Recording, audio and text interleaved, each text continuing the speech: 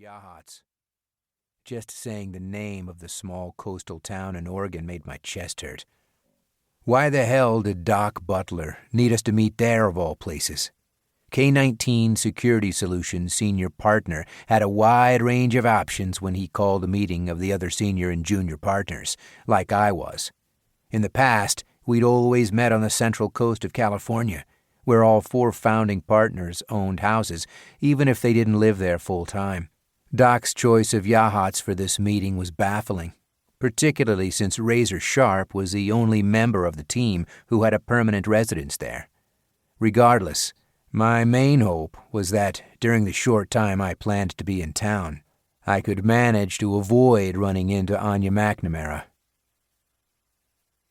Whatever information I'd anticipated getting in advance of the K-19 team meeting was thwarted by whom Razor had sent to pick up Ranger, Diesel, and me from the airport.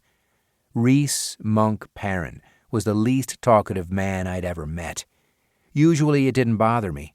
It seemed like most people talked more to hear the sound of their own voice than to say anything of importance.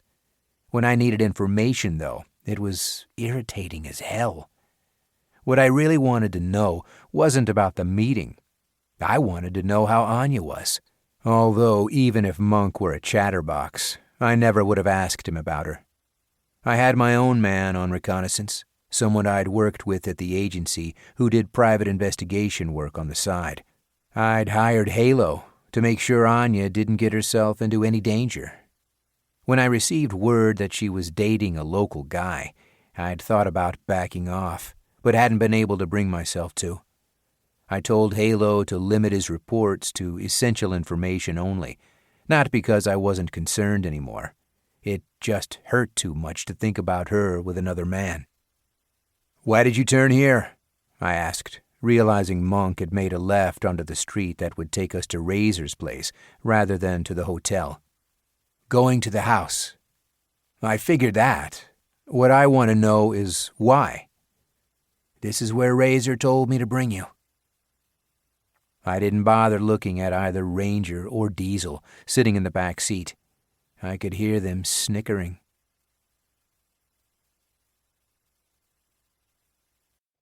2. Anya. "What did you say?" I asked my twin, Ava. "The K-19 team is meeting here tomorrow."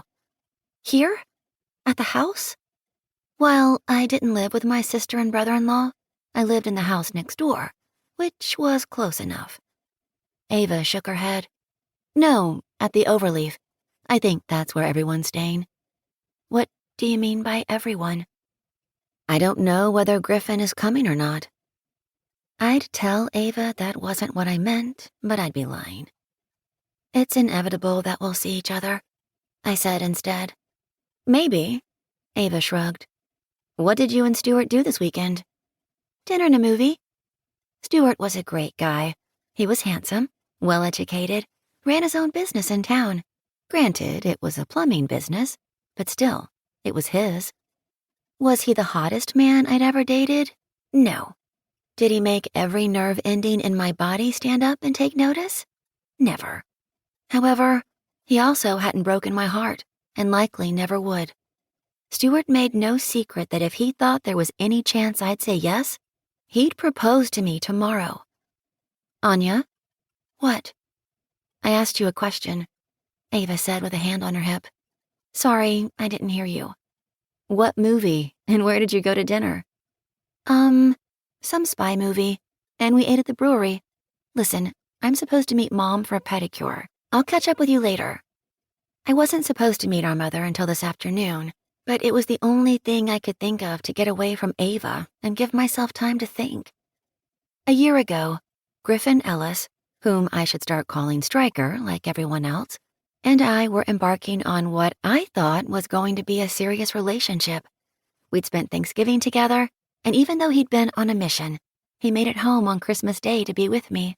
Between then and the end of February, I'd all but moved into his McLean, Virginia condominium.